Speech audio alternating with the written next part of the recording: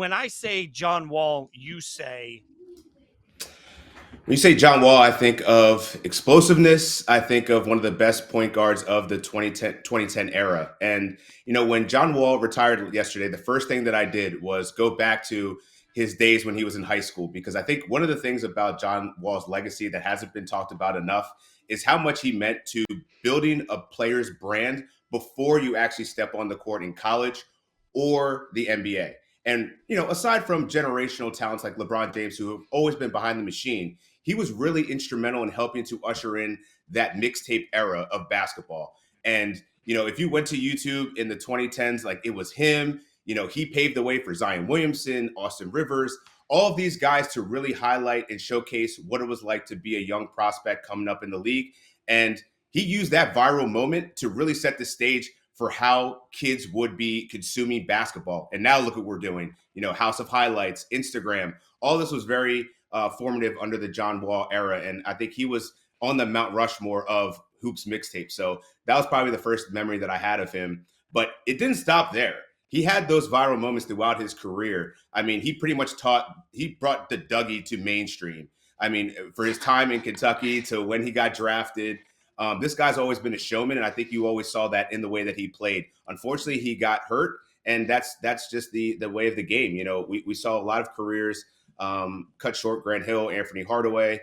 But John Wall at his peak was a premier point guard in this league. And an iconic song that kind of defined the first couple of years of my high school career. And of course, iconic dance as well. Of course, we'll remember so many great moments. Yeah, there it is. There it is. I'm not even going to try doing it. So many great moments, whether it was at Kentucky, his time in high school, or his time in the NBA. Is there one moment or moments that really stick out to you when you think John Wall?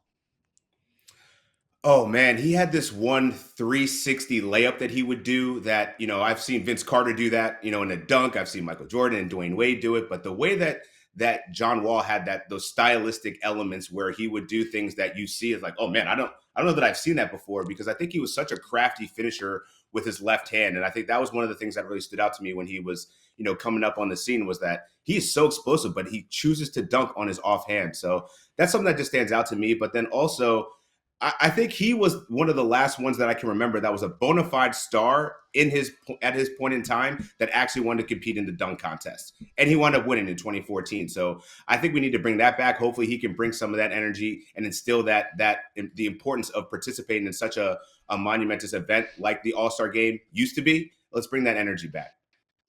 Anytime you have a signature move in 2K that everybody refers to involving a spin, you've done something right. I'm just saying, it's a video game nerd in me. All right, so then walk me through this. Help me with this, because I think one of the worst things about the way we cover the NBA now is everything has to be about championships, right? Like that's all the shows want to argue about. So what do we do with the player that clearly had greatness and clearly came in and impacted the league and changed the league and did all these things, but didn't win chips the way maybe some people hoped he would when he came into the league? I think it's a great time to start celebrating the players. And, I think the first thing that I saw when John Wall announced his retirement, it was really great to see that he did it his own way. And not everyone's going to have the team around them to build a championship winning roster. And I think you can give John Wall a lot of respect because he ushered in a new foundation and culture for the Washington Wizards. He was drafted off the heels of the Javaris Crittenton and Gilbert Arenas incident that really was a black eye on the Washington Wizards. He then took a few years, rebuilt that roster along with Bradley Beal and others, and wound up making them a playoff contending team. That's a very hard thing to do.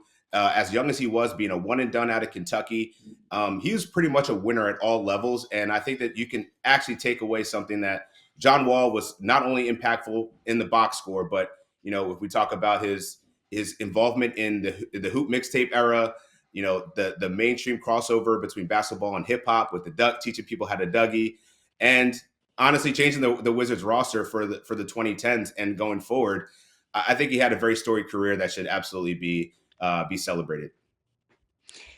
We could talk, I think, all day long about the impact that John Wall made on this game at the NBA level, at the college level, and he deserves that conversation. But since we have you, want to pick your brain on some other NBA topics that we've seen come down over the last couple of days. Rick Carlisle extended in Indiana. your thoughts. Can he make something from not having Tyrese Halliburton this upcoming season? That's been his MO, I feel like, over the second part of his coaching career. When he started out in Detroit, kind of played a slow style. And then when he went to Dallas, he won Coach of the Year in Detroit, but then he went to Dallas, got his championship. But I think the thing that's most impressive about Rick Carlisle, and why I think this multi-year extension is so deserving, is his ability to connect with players in this era, but then also be able to adapt and change his style of play depending on the personnel. So you mentioned that Tyrese Halliburton is going to be out next season. I'm not counting this Indiana Pacers team out. Now, they may not make it to an Eastern Conference Finals like they've done like the last 2 years, and an NBA Finals like last year, but they're still going to be very competitive. And I would take a look at Benedict Mathurin and Andrew Nembhard as being those two players that are really going to step up in Tyrese Halliburton's absence. I think there's a very Andrew Nembhard got an extension last year. And Benedict Mathurin is the one that's, I think, primed to step into that starting role and potentially take on a bigger role. And no better person to kind of instill that confidence in than Rick Carlisle. And the way he has the NBA now he's setting the trend for how the NBA is playing right now, along with the Oklahoma City Thunder. It's physical, it's fast, there's a lot of depth, and you're going to have to utilize your roster and really play through the trenches to figure out how to beat this team. And I think Rick Carlisle has done nothing but prove that he can adapt, win, and continue to develop really good players. Yeah, echoing the sentiment we talked about before, that everybody wants the big three superstars to come into their team, but that's not the way modern NBA championships are won. I'm just saying. Okay, speaking of not the way things are done, maybe we should talk about a little bit of golf here. Crossover event we didn't know we needed in the form of LeBron's golf swing. I don't know if you've seen this, but one of the greatest in the world to do anything except for that, maybe. Like, Titus, what are we doing here? Like, and he walks off angry. Who's he? He should be angry at himself, Dan. He's like, it's that damn wind. The wind did it. The way that he was in that backswing, look at he was hitting a dogleg serious left over there. I mean, as a guy that's approaching 40, I can relate to wanting to hit the links, and I'm glad that LeBron is finding this piece. I think this is pretty much, where he's at in his career. If he's like, yeah, I'm gonna just go on the golf course. I totally see him enjoying a glass of vino, smoking a stogie and just hitting balls on the golf course. So this is great to see, but I think it's going to be a less of a learning curve for him to get his golf swing together than Charles Barkley. There's something you can work with there. This is why I don't play golf. Like, we've got Barkley swing here. Like, this is why I don't play golf. Oh, like, no. No. These guys Not the Jello these are legs. great. What is it? They're great athletes, and this is what they get. Like, I don't know how I feel about any of this. It's crazy, and to be honest, I'm not hardly a swing coach. I'm my handicap. I'm plus 20 here, but if LeBron just keeps that front foot down a little bit, get a little bit more torque in that backswing, I think we'll have a little bit better results. But he's got plenty of time. This guy has he could hit up literally anyone in his phone to be like, help me on my golf swing. Steph Curry, J.R. Smith is now a professional golfer. So yeah, he'll be better by next year, I'm sure. I love that TikTok. It's a good thing that breakdown here. Yeah, because all the golf experts on the TikTok, and hey, like we're just practicing for retirement here, and exactly. Look, I enjoy it. I love it. I do want to ask you that we're talking about LeBron. So much about Luka and the Lakers, and how Luka is the future of the Lakers, just signing his new contract, his new deal with the Lakers. What's LeBron's future? Like, what is his role now with the Lakers? I think he's playing out the final year of his contract, and he sent some cryptic messages over the summer, over the offseason, and I don't know what his next destination is. It could be retirement. It could be possibly going to another team. But what we have seen and signaled from the Los Angeles Lakers, from their recent changing hands of their board of governors to them wanting to invest in Luka Dončić long term, this is now Luka's team. And the one thing that we haven't seen in a lot of the destinations in LeBron's career is him playing second fiddle. He was the man when he was playing in Miami. He was the man when he went back to Cleveland. So this is going to be an interesting transition period. But I think that the Lakers are going to be a solid team, a championship contending team. That remains to be seen. But I think if Luka Dončić comes back healthy the way that he looks right now, playing in Eurobasket for Slovenia, this team could actually make some noise that people don't expect. And, LeBron James, if he wants to take a step back, play second wheel, I think he could probably get it done. But we haven't seen it from him before. So I think this could probably be the last time we see LeBron James in a Lakers jersey. LeBron's going to be great on 2K. The Lakers are going to be great on 2K. I've already admitted that I'm a video game geek. I need your expertise on this because Eamon Thompson's 2K rating. What does the video game see that the rest of us don't? Because my God, 87 overall. Now, look, he is, by the way, really hard to stop in the game. I will say, like the game's always been a little bit inflated on him, but my 87, brother, what are we doing? So I love you brought that up, Fitz, because I think ever since I've been playing 2K, and I'm a little rusty on the sticks, I got to be honest, but I feel like they always gas up these ratings on their initial takes. And for what we're seeing, for what 2K is seeing and what we're not seeing, is like, I think that they're anticipating Eamon Thompson taking this next level leap offensively because he's already one of the best defenders in the NBA, one of the most athletic. He's unstoppable when he has his head ahead of steam to the rim. And when you play the game, like he dunks everything. So if I'm looking at the archetype of a basketball player and you see that list of names that he's ranked higher than, I mean, you got Tyler Hero, Tyrese Maxey, De'Aaron Fox, Austin Reeves. I think he fits that bill for the archetype of a basketball player that you want in a video game. The only thing he's missing is a three-point shot, but two ways, he can steal everything, he can dunk on everything. I'm not mad at the rating. It's just a bit too high, but everybody's ratings are a bit too high. And looking at the rest of that list, I think De'Aaron Fox and Tyrese Maxey should be on the same level as Eamon Thompson. And the one good thing that 2K does is that as the season progresses, depending on a player's performance, they'll take that rating down a bit, or they'll push it up depending on how they're playing. So I think Eamon Thompson at 87, while rich, I see the vision of it. I think he could get to that level and maintain it, if not exceed it, in what's going to be a really monster year for him.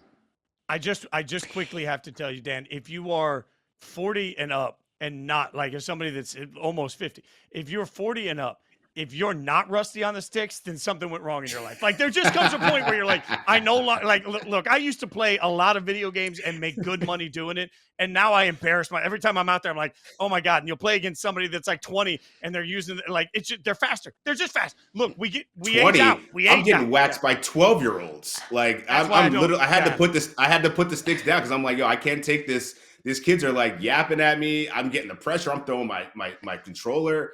Yeah, I'm crashing out completely on it. I had to get and the rid of youths the these days, their vocabulary, they don't even speak English. Like I don't even know what words they're using. Like they're could totally be roasting you, and you have no idea because you don't even know what they're saying. They are. They probably are. While they dunk on you, so you know that they're roasting. So I just recently moved from Central Time Zone to Eastern Time Zone, and I'm adjusting to just operating on one less hour of sleep. Everything just starts that much later. Now we have NBA games tipping off at 11 o'clock Eastern time. I'm a bit of a night owl, but even that is too late for me. Your thoughts on the new 11 o'clock tip-offs? Got the wrong person to ask for this one because selfishly, I'm on the West Coast. So if you can push anything back a half hour, I'm with it. That is squarely in put the kid to bed range. And I'm like, hey, let me get back. Now I get an extra 30 minutes to do that. I'm feeling it. But for the rest of the country, that's brutal, especially for the Eastern Conference and, or the Eastern side of the country, because it's not like the best show isn't on the Western Conference anyway. Like the best teams are in the Western Division. So the fact that you're alienating the side of the country that, frankly, they're probably not going to be tuned in for many of those Eastern Conference games with the Celtics out of it, with Indiana, missing Tyrese Halliburton. Damian Lillard is also recovering from an injury now. He got traded to Portland, but it's just not the appeal of the Eastern Conference teams just isn't that great. So to push the West Coast teams back, I don't know. I feel like you'd want to get more eyes on the Thunder, the Houston Rockets, the Memphis Grizzlies, Denver Nuggets, Lakers, etc. So not great, but I think the bigger problem that I have about the NBA is if you guys saw that schedule release of what days you need to watch the NBA on which channel and what broadcast company or streaming service, it's pretty confusing. And if you're a cable cutter like I was, I'm like, dag, man, maybe I should have just kept the cable because this would have been much easier. Just flip a couple channels and get to my destination. Now I'm like, I got to log in here. I got to stream off of this. I got to get a subscription to that. It's a bit convoluted. So yeah, I think that the NBA, obviously they had to get the bag, so I understand their decisions for what they did. But hopefully we can get this scheduling and ability to watch the games a little bit simpler for the end user. What we're just going to do is every time there's a really late game that we need to talk about, we're just going to have you come back on the show and give us the Titus 20, like 20 seconds on that. Tell us what happened on it, and then we can hang out from there.